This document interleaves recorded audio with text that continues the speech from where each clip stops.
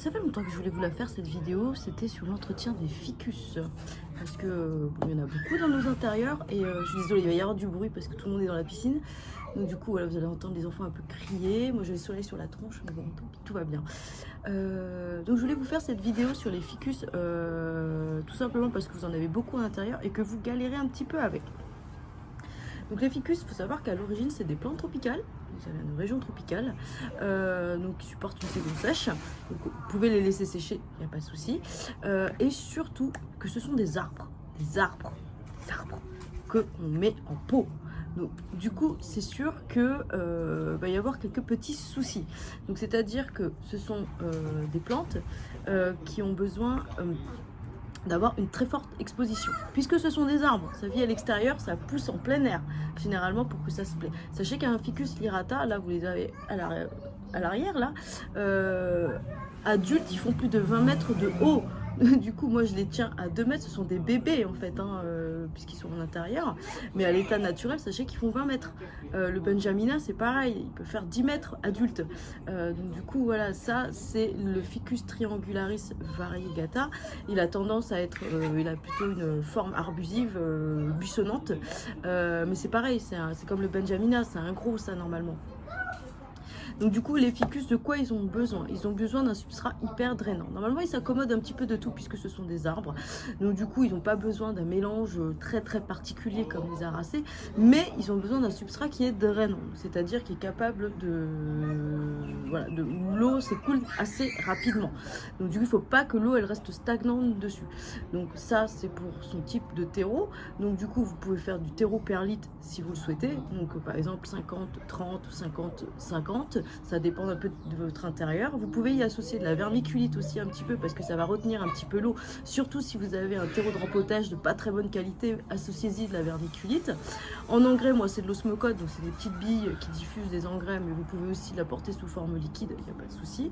Mais surtout, sur les points sur lesquels j'insisterai, c'est surtout pas de variation de température.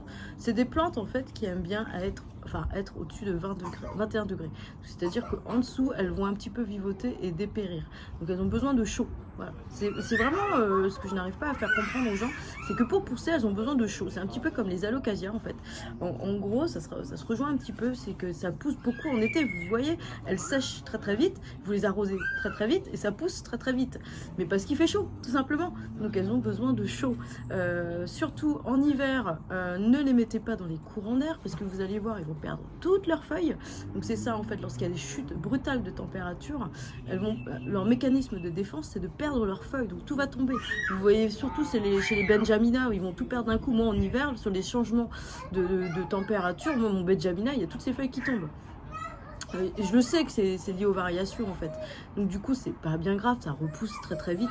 Mais par contre sachez-le voilà que c'est les variations de température qui font tomber ces feuilles. Donc du coup si vous voulez le voir pousser et s'épanouir, surtout donnez-lui au-dessus de 21-22 degrés. Ça c'est hyper important. Évitez de trop lui brumiser la tête. Franchement ça sert à rien. Il n'a pas forcément besoin d'avoir une taux d'humidité de ouf autour de lui. Par contre en été vous pouvez le faire parce que ça sèche très très vite et qu'il est en croissance généralement. Donc du coup, vous pouvez augmenter l'hydrométrie autour de lui. Ça va l'aider pour pas que ses feuilles elles brunissent et qu'elles sèchent. Et surtout, le substrat en hiver, je vous recommande de le laisser sécher entièrement. C'est-à-dire il faut qu'il sèche vraiment, vraiment, vraiment 3-4 cm au-dessus du doigt. Quand vous trempez, il faut que ce soit sec jusque là. Mais par contre, en été, ne le laissez pas sécher complètement. C'est-à-dire que si vous voyez qu'il est en croissance, qu'il vous fait feuille sur feuille, surtout laissez-le sécher à peine sur 1 cm. Donc une phalange, ne le laissez pas sécher à fond, il va pas aimer. Ça veut dire que là, il va vraiment ça va sécher en fait, ça va sécher de manque d'humidité. Donc du coup, faites attention sur vos saisons avec les ficus, c'est ça qui est important, c'est de se rendre compte qu'en hiver, il faut complètement les laisser sécher parce que généralement, ils sont pas en phase de dormance, mais vraiment ils sont quasi en phase végétative. C'est-à-dire, il va privilégier plutôt ses racines plutôt que ses feuilles, donc il va un petit peu vivoter. Alors que en été, généralement, ça repart de ouf et ça pousse vraiment de folie. Donc du coup, voilà pour le ficus. Mais vraiment, c'est des espèces que j'aime beaucoup. Surtout le triangularis. Je ne sais pas si vous voyez un petit peu. il a... Alors j'essaie de me faire une manicure, mais clairement ça dure 3 minutes puisque je m'occupe beaucoup de mes plantes. Donc du coup, ça sert à rien un petit peu ce que je fais, mais bon, tant pis. Oui, alors c'est le Triangularis variegata. Franchement, il est juste trop beau. Aussi un autre détail que les ficus aiment bien, c'est le lavage de feuilles. Donc c'est-à-dire que vous devez les doucher, leur laver leurs feuilles. Moi je les douche puisque ici c'est quasi printemps-été tout le temps, donc c'est pas un problème la douche. Déjà je m'arrive de les sortir les deux là et de les coller au Karcher pour leur nettoyer, leur nettoyer les feuilles de la poussière. Ce que vous pouvez faire aussi, c'est les nettoyer au savon noir. Ça j'aime bien. C'est-à-dire vous prenez un petit peu du savon noir, vous diluez, mais vraiment une chouille, vraiment pas grand-chose. Il y en a, ils préfèrent utiliser le savon noir classiquement, puis ensuite rincer pour décoller toutes les saletés. Moi, j'en mets vraiment très peu, genre 5-6 gouttes dans un bon bac. Et ensuite après, ça mousse légèrement. Et je lave mes feuilles avec, ça les refait briller en gros, mais surtout je laisse la petite pellicule dessus de savon noir pour éviter qu'il y ait des choses qui se collent dessus. Tout simplement parce que ils sont sujets parfois aux attaques d'acariens, de cochenilles et tout ça, et comme c'est des arbres, puisque c'est assez costaud, ça va pas se manifester tout de suite en fait les problèmes. Vous allez le voir un petit peu trop tard lorsque le tronc va noircir, donc c'est ça qui est un petit peu relou avec eux.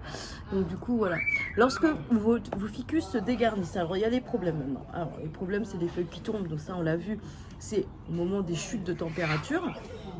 Vous avez aussi d'autres soucis. Donc, non. Alors, on va revenir aux chutes de feuilles. Donc, par exemple, vous avez un lirata, il a perdu toutes ses feuilles, il lui reste plus que celle du dessus.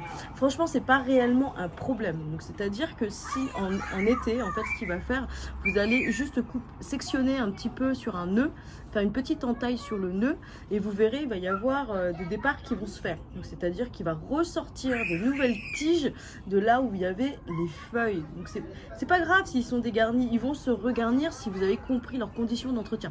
Donc il suffit de leur donner des conditions idéales et ils repartent en fait. Donc même s'il est laid pendant un certain temps, c'est-à-dire une tige comme ça et puis juste 3 touffes au-dessus, mais sincèrement c'est pas vraiment un problème. Moi les miens en fait se sont divisés tout seuls, donc j'ai pas eu à les téter. Il y en a, ils vous conseillent de les téter, donc c'est-à-dire de couper la tête pour qu'ils se ramifient sur les côtés. Moi j'ai pas eu besoin de le faire, mais j'ai des conditions tropicales. Donc vous pouvez les ététer. C'est-à-dire couper la tête pour avoir les ramifications. Donc, parce qu'en fait, il va redistribuer son énergie sur les ramifications vu qu'il n'a plus de tête. Parce que généralement, c'est comme ça que les plantes, elles poussent, elles donnent toute leur énergie vers le haut de la plante. Je suis désolée pour les cris. Hein. Bon, moi, il s'éclate. Hein. C'est l'été ici. Et donc du coup voilà, pour le bouturage c'est pas si simple, je vous conseille de le faire en été, ça je vous l'ai toujours dit, bouturer en été c'est franchement des conditions idéales. Si vous voulez le faire, il faut le faire sur des substrats hyper lourds, c'est-à-dire type semis, type éponge, là, roche de laine, je sais pas quoi. Vous maintenez humide, 26 degrés en serre. Et normalement à plus de 26 degrés vous verrez votre bouture elle prend. Il y en a qui font en eau, moi je suis pas trop fan. Sachez qu'aussi les boutures en sphaigne ça fonctionne, vous pouvez très bien faire votre bouture en sphaigne, il n'y a pas de souci, ça marche très très bien. Il faut plusieurs nœuds. Par contre, si vous n'avez pas les 26 degrés, vous allez augmenter votre taux d'échec. C'est-à-dire vous avez une chance sur 2 que ça fonctionne. C'est ça le problème des ficus, c'est que c'est pas si facile que ça à bouturer, c'est vraiment soumis à température. Donc du coup, voilà, moi si je devais le bouturer par exemple, faites pas non plus des trucs immenses, laissez-lui 3-4 feuilles, donc c'est-à-dire jusque là la tête là, voilà. Ça, je bouture juste ça. Donc il faut pas non plus trop de feuilles parce qu'il va les perdre aussi. Donc du coup, parce qu'ils ont besoin de respirer énormément. Donc moins il y a de feuilles, plus c'est facile pour eux d'être bouturés. Donc du coup, il va perdre généralement toutes ses feuilles du bas. Et puis il va lui rester 2 feuilles au-dessus. Et puis ensuite, il va raciner. Et puis voilà, c'est comme ça qu'il va démarrer voilà, son bouturage, quoi, en gros. Donc du coup, vous pouvez faire comme ça pour bouturer les ficus. Vous pouvez faire des encoches sur les nœuds pour le faire ramifier. Vous pouvez les téter pour le faire ramifier, pour l'aider à se ramifier. Moi j'en ai plusieurs, j'ai le Tineke, j'ai le Ruby, j'ai la Bidjan, j'en ai une tonne. Ils sont tellement gros qu'ils sont dehors parce que vraiment ils sont beaucoup trop gros pour la maison.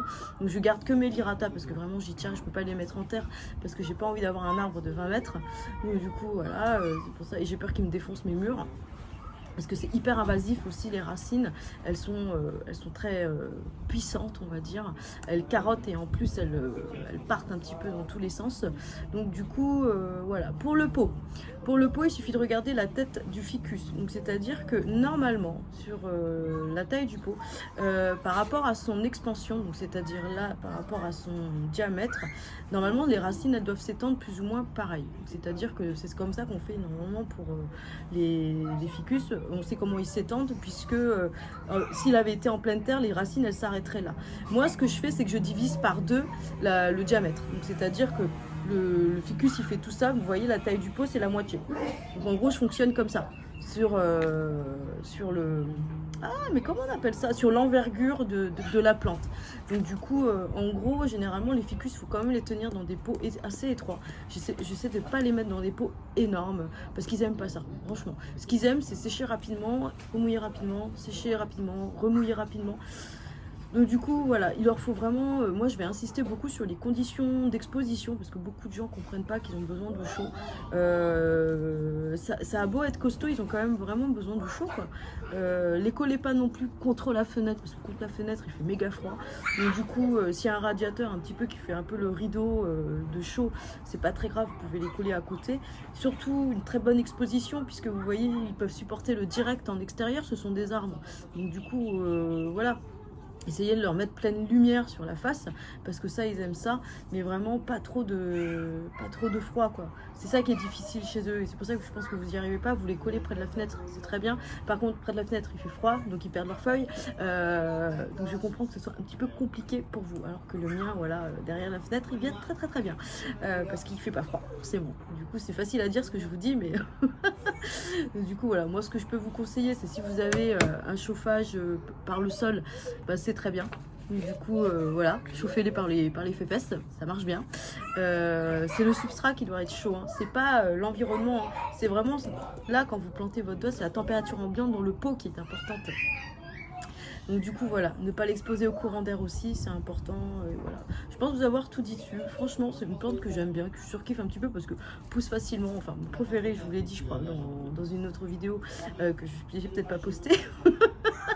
Oui, je vais la poster avant, hein, parce que voilà, c'est la ridicule maintenant. C'est le lirata. Vraiment, le lirata, il a des feuilles, des splendides. Regardez-le, franchement. Donc du coup, voilà, c'est un petit peu dommage. Il a été très à la mode à un moment, et puis là, il est un petit peu passé de mode. Moi, je le kiffe. Je trouve qu'il habille super bien ma maison, qui est en plus très haute de plafond. Donc du coup, voilà, j'ai pas envie de le faire monter, parce que je crois qu'il n'aura pas assez de lumière de ce côté, en intérieur. Donc du coup voilà, je vous fais des énormes bisous. J'espère que j'ai été assez complète sur la culture de l'irata. Sachez que je peux en basculer en substrat racé aussi, ça fonctionne aussi. Voilà, celui-ci c'est une bouture, il est en sphaigne, il est en substrat racé intermédiaire, donc il y a de la sphaigne dedans. Donc il est en perlite coco, sphaigne, terreau. Voilà, mais c'est une bouture. Donc du coup, voilà, je vous recommande ce substrat si vous avez des micro-plantes à faire pousser. Ça marche trop bien. Moi, mon ficus triangularis, il se plaît dedans. Il sèche à vitesse grand V, et faut que je l'arrose tous les 3 jours en gros. Donc voilà, je vous dis les pourcentages quand même, c'est 25% de sphaigne, 25% de terreau, 40% d'écorce, 10% de perlite. Voilà, ça c'est le substrat racé intermédiaire. Et le substrat racé classique, c'est le 40% de terreau, 40% d'écorce, 10% de perlite. Si vous voulez tenter sur vos ficus qui sont beaucoup plus gros.